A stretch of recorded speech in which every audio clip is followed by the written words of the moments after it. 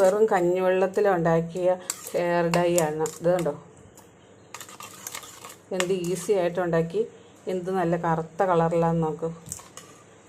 ഇതുപോലെ എല്ലാവരും ഒന്ന് ട്രൈ ചെയ്ത് നോക്കട്ടോ. എൻ്റെ വീഡിയോ ഇഷ്ടപ്പെടുന്നുണ്ടെങ്കിൽ ഒന്ന് സബ്സ്ക്രൈബ് ചെയ്യണേ.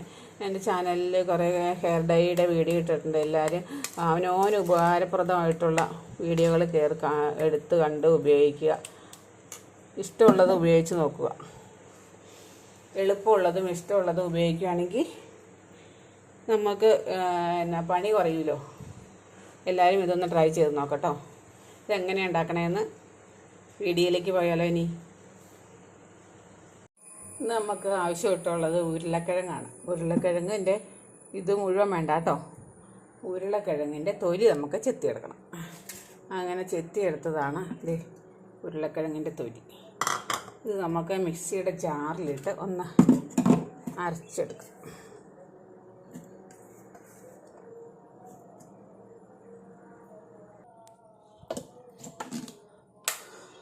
ആദ്യം അത് തന്നെ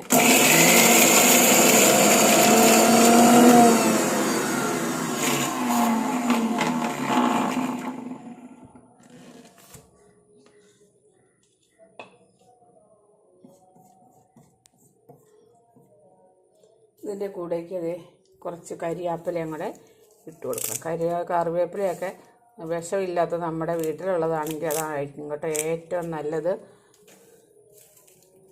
ഇവിടെ തന്നെയുള്ള കരിവേപ്പിലയാണ്. മഴയില്ലാത്ത സമയത്തുണ്ടായ കരിവേപ്പിലയാണ്. ഇനി ഉണ്ടായി വരുന്ന കരിവേപ്പില എല്ലാം വലുതായിട്ടുണ്ടായി വരും.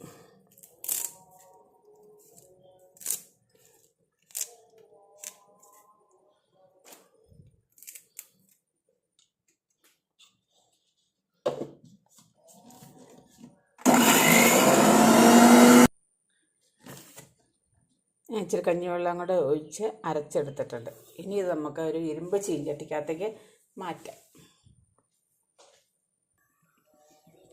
ഇരുമ്പ് ചീഞ്ചട്ടി ഇല്ലയെന്ന് ഓർത്തുകൊണ്ട് വിഷമിക്കൊന്നും വേണ്ട. വേറെ എന്തെങ്കിലും പാത്രം മതി. ഇതിലേക്ക് അപ്പടി ചേർത്ത് കൊടുക്കാം.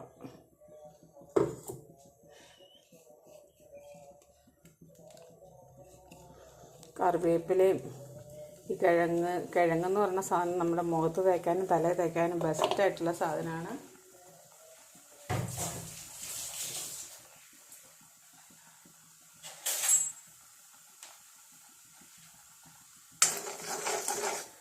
ഇതിലേക്ക് നമ്മളിത് തലേ ദിവസത്തെ കഞ്ഞിവെള്ളം ചേർത്ത് കൊടുക്കണം.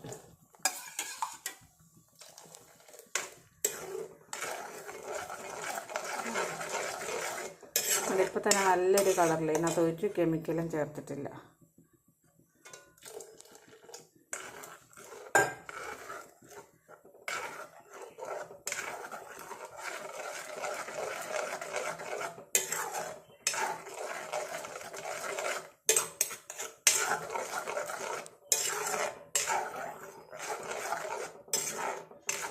ഉരുളക്കിഴങ്ങിൻ്റെ പാല് പോലെയുള്ള സാധനമാണ് അതിൻ്റെ കളർ കണ്ടത്. നല്ല പോലെ തിളക്കും. ഇതിനകത്തേക്ക് നമുക്കൊരു കൂട്ടം കൂടെ ചേർത്ത് കൊടുക്കാനുണ്ട്.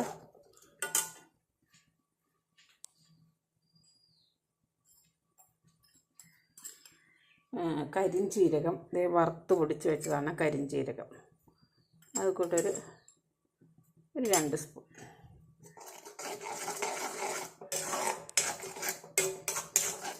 ഇനി ഇത് തിളച്ചങ്ങ് കുറുകി അതിൻ്റെ കളറെല്ലാം ഒന്ന് സെറ്റാവണം. ഇതിപ്പോൾ തന്നെ നല്ല കറുത്ത കളറായിട്ടുണ്ട്. ഇനി ഇത് തിളച്ച് കുറുകി വരണം. ഈ നല്ലപോലെ കൂട്ടി വെച്ചോട്ടോ ആദ്യം. അത് കഴിഞ്ഞിട്ട് വേണമെങ്കിൽ കുറച്ച് വെച്ചാൽ മതി.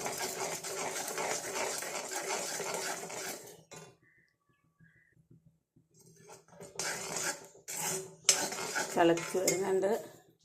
അതിങ്ങനെ കൊഴുപ്പുള്ളതായതുകൊണ്ട് ചിലപ്പോൾ തെറിക്കും കേട്ടോ. അതുകൊണ്ട് നല്ല പോലെ തിളച്ച് കഴിയുമ്പോൾ തീ കുറച്ച് വയ്ക്കുക. ഇടയ്ക്കിടയ്ക്ക് ഇറക്കി കൊടുക്കുക. കുറുകി കഴിയുമ്പോഴത്തേനും തീ കിടത്തിയാൽ മതി. എന്നിട്ട് ആ ചട്ടിക്കകത്തിരുന്ന് അങ്ങ് പറ്റിക്കോളും. കുറച്ചും കൂടെ ഇരുമ്പ് ചീഞ്ചട്ടി ആയതുകൊണ്ട് കുറച്ചും കൂടെ അങ്ങ് ഡ്രൈ ആവും.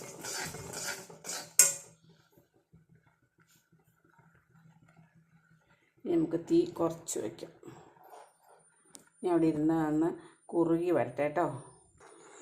തിളച്ച് കുറുകിയിട്ടുണ്ട്. തീ കുറച്ച് വെച്ച് തിളച്ച് കുറുക്കി എടുത്തിട്ടുണ്ട്. ഇനി തീ കിടത്തി നമുക്ക് ആറിയിട്ട് വേണം ഇതെടുക്കാൻ.